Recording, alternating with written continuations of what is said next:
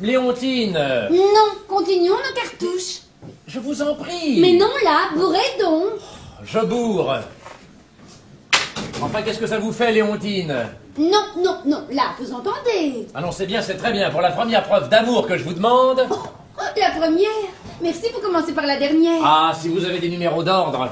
Qu'est-ce que je vous demande, après tout, une chose toute naturelle entre gens qui sympathisent? Votre mari s'en va à la chasse, je suis son ami. C'est tout simple que je vous demande de me consacrer votre soirée. Commandant, jusqu'à demain matin? Demain matin, de bonne heure, il faut que je sois à 8 heures à mes affaires, ainsi... Vous m'en direz tant. Léontine, vous n'avez pas confiance en moi. Mais voyons, grand insensé. En admettant même que je veuille ce que vous demandez. Mais vous ne pensez donc pas que j'ai ma réputation à sauvegarder? Mais qu'est-ce qu'on dirait? Les domestiques, le concierge. S'ils s'apercevaient que je ne rentre pas ce soir. Oh, quelle gorge chaude. Vous voyez toujours les choses par leur petit côté, comme si une femme ne trouvait pas toujours à donner le change pour ces machines-là.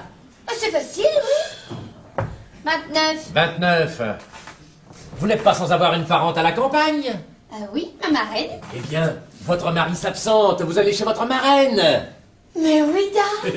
Et en chemin, je bifurque, n'est-ce pas? Et je m'arrête 40 rue d'Athènes dans le petit pied-à-terre de Monsieur Morisset. Absolument. Donc, vous me voyez allant dans votre garçonnière? Parfaitement. Tenez-vous m'amuser. Mais Léontine, quand je vous ai confié à vous seule, car j'ai eu soin de ne pas en ouvrir la bouche à votre mari, que j'avais l'intention de prendre une petite garçonnière et que j'hésitais entre plusieurs appartements, vous m'avez dit, louez donc celui-là, nous serons tout prêts. Ah, quand vous m'avez dit ça, je n'ai eu de cesse que je n'ai eu mon bail en poche. J'ai marché sur tout. L'appartement était occupé par une brave locataire, mademoiselle Urbaine des Voitures, qui n'avait contre elle que l'irrégularité avec laquelle elle payait son terme. J'ai obtenu son expulsion du propriétaire. Était-ce d'un chevalier français? Non. Mais vous m'aviez dit, n'est-ce pas, louez donc celui-là, nous serons tout prêts. Alors? Eh bien, je ne vois pas le rapport. Ah, voilà bien, nous sommes deux natures différentes. Quand vous m'avez dit, louez donc celui-là, nous serons tout prêts, eh bien... j'avais compris ça. Ah bien. Mais vous avez une jolie opinion de moi. Si vous croyez que je fréquente les appartements de garçons.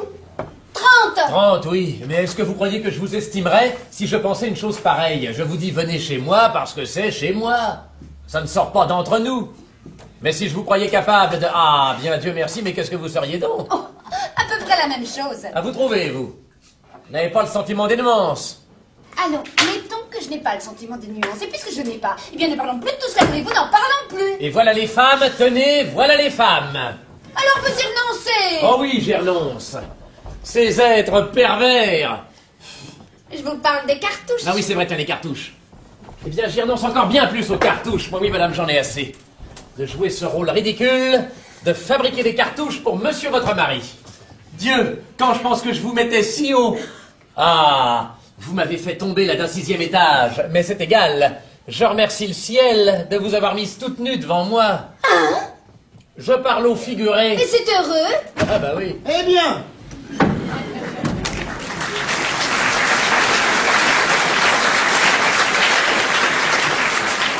ça va-t-il comme vous voulez? Oh, pas du tout. Vraiment? Qu'est-ce qui cloche? Tout. Mais non, rien. Oui, en parler pour vous, mais pour une nature bouillante comme la mienne, voir qu'on fait tous ces efforts pour...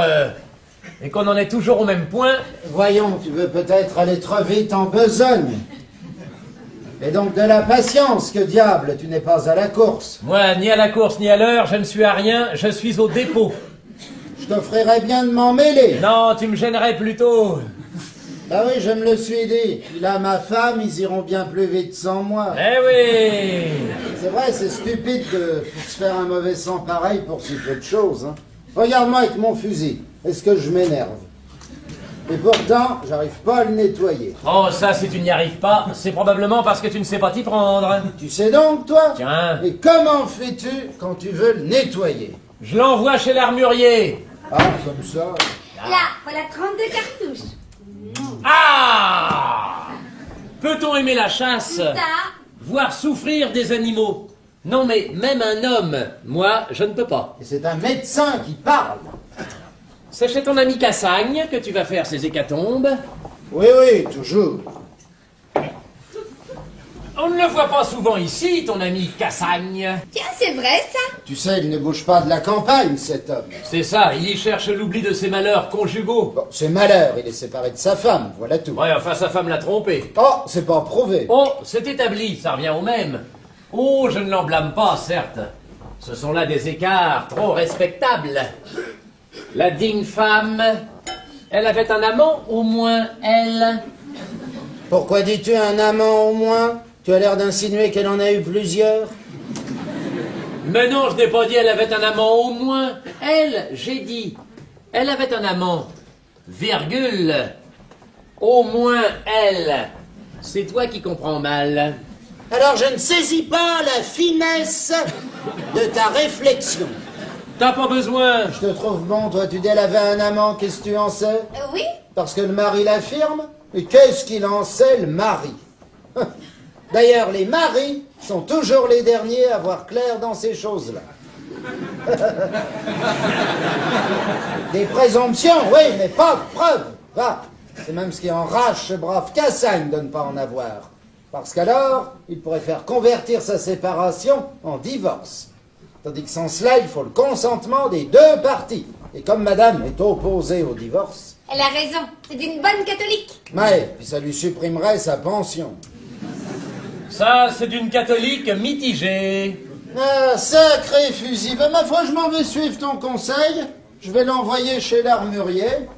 Dites donc, Babette! Oh, Babette! Alors, c'est entendu. Une fois, deux fois, trois fois, vous ne voulez pas. Oh, encore? Ah, mon ami, près, vous savez, hein? Bien, bien. Mais quand vous viendrez me raconter maintenant que vous m'aimez, car vous ne direz pas que vous n'avez pas dit. Vous souvenez-vous de votre perruche? Elle venait de mourir, votre pauvre petite perruche, qui disait si gentiment « Donnez-moi du tafia, chameau, chameau, chameau !» Elle venait de succomber, la pauvre bête. Et nous étions là tous les trois, vous, la défunte, et moi. Votre mari était sorti. Vous souvenez-vous de votre crise de larmes? Et moi, je vous consolais. Vous pleuriez sur ma poitrine. Ah, ces pleurs. Et je vous serrais dans mes bras. Ah, ces serrements. Je ne savais plus ce que je faisais. Mes larmes se mêlaient aux vôtres. J'avais posé la perruche sur le pouf. C'est à ce moment que vous eûtes un de ces élans du cœur qui ne mentent pas, cela. Et alors, vous le laissâtes échapper, ce je vous aime qui est cause de tout. J'étais fou. Votre mari entra sur ses entrefaites, je n'eus que le temps de saisir ma perruche pour me donner une contenance, et nous continuâmes à pleurer tous les trois. Ah. Vous ne direz pas que vous ne l'avez pas dit, ce je vous aime qui est cause de tout. Est-ce que l'on sait ce qu'on dit dans les moments de deuil? Oh, pardon. Vous étiez sincère à ce moment-là, je vous jure. Il n'y a même que dans ces courts instants où la femme ne pense plus du tout à ce qu'elle dit, qu'on peut être sûr qu'elle dit vraiment ce qu'elle pense. Et après? Quand je leur ai dit ce je vous aime, est-ce que cela implique tout ce qui s'ensuit? Car enfin, je ne sais pas ce que vous y avez vu, ma parole d'honneur. Mais j'y ai vu ce que tout homme voit au bout d'un je vous aime. Oh! Ah, parbleu, c'est bien facile de dire aux gens qu'on les aime. Ce qu'il faut, c'est le prouver. Mais moi, je suis prêt à le prouver. Moi, je suis prêt, moi. Hein? Dites-en donc autant, vous. Dites-en donc autant, hein? Qu'est-ce que vous voulez, mon ami? Il y a un malentendu entre nous. Vous affirmez que je vous ai dit je vous aime. Ah oui. Ah, et je veux bien vous croire. Et je ne m'en dédie pas. Ah, quand même. Mais oui. Pourquoi mon cœur n'aurait-il pas le droit d'avoir ses préférences? Après tout, vous n'êtes pas fait pour déplaire. Vous êtes mieux que tout ce que je vois. Oh, vous ne voyez que moi, ici. C'est peut-être pour ça. Oh, vous êtes galant, vous tournez bien les vers. C'est une qualité pour les médecins. Et les femmes, voyez-vous, ont toutes dans le cœur une corde qui vibre à la poésie. Vous êtes bien bonne. Je n'ai pas encore parcouru mon dernier volume, Les larmes du cœur. Oh, pas encore. Mon mari l'a pris pour le lire. Alors, ma foi, qu'y a-t-il d'étonnant à ce que vous ayez pris, dans ma pensée, dans mon esprit, un ascendant plus grand que le commun des mortels? Il y a une place pour toutes les affections dans le cœur. Mais si la femme peut disposer de son cœur, l'épouse ne peut pas disposer de la femme. Car l'épouse n'appartient qu'à son... Bon, qu'à son mari. Ah, son mari. Bon, n'en dites pas de mal, c'est votre ami. Mais certes, c'est mon ami même, il vaut mieux que vous, allez. Il a confiance en moi, lui. Et c'est comme ça que vous lui rendez son amitié. Comment, mais je l'aime, moi. Je vous aime à côté, mais je l'aime. Un brave ami. Et vous admettriez que je le trompe. C'est un autre point de vue, ça. Écoutez, Maurice, c'est quand on se marie. On se jure fidélité entre époux. C'est parce que le maire vous le demande. N'importe. Tant que je croirai que mon mari tient son serment, je ne trahirai pas le mien. Oui, messieurs les Anglais, tirez les premiers. Voilà. Ah, par exemple, que demain seulement, il me soit prouvé que mon mari me trompe, qu'il a une liaison, je vous jure, que c'est moi qui irai à vous, et vous direz Morisset, mangez-moi. Vrai? Oh, Léontine! Mais comme je sais très bien, c'est une hypothèse impossible. Oh, ça, évidemment, qu'est-ce qu'il aime, lui? Le canotage, la chasse. Ce sont les seuls exercices hygiéniques qu'il se permette. Je le sais bien. Et encore la chasse pour la chasse, parce qu'il y a des maris qui ont l'air d'aimer la chasse, et pas du tout. Ce sont des moyens pour aller courir la prétentaine. Ils disent, je vais à la chasse, et une fois dehors, vas-y voir. Oh oui, mais bah lui. Ah non, non. Ah non, pas lui, ah non, car j'y ai réfléchi. Quelquefois je me disais, est-ce que par hasard, mon Duchotel... Eh bien non, vous savez, non, non, il me suffisait de le voir quand il revenait de la chasse pour être parfaitement convaincu de la pureté de sa conscience. N'est-ce pas? Ah, ma chère amie... Mais... il y avait de ces choses tellement énormes que je me disais si Duchotel avait vraiment quelque chose à se reprocher. Eh bien non, vous savez, non. Il y a de ces bourdes qu'il ne ferait pas. Comment? De quelle chose voulez-vous parler? Hein? Je ne sais pas. Tenez, l'autre jour, par exemple, il vous a rapporté une bourriche de lièvres et de lapins. Eh bien? Eh bien, il y a un fait connu. Où il y a des lapins, il n'y a pas de lièvres. Où il y a des lièvres, il n'y a pas de lapins. Comment savez-vous ça? Lisez la zoologie. Il n'y a qu'un seul endroit où ces deux rongeurs se trouvent réunis. Et c'est peut-être là où il est allé les chercher. Possible. C'est chez le marchand de comestibles. Oh, c'est trop fort!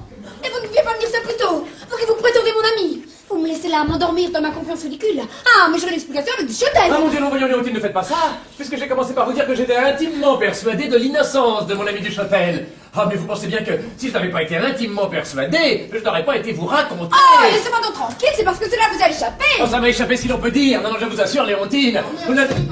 Alors. Eh bien, c'est bon.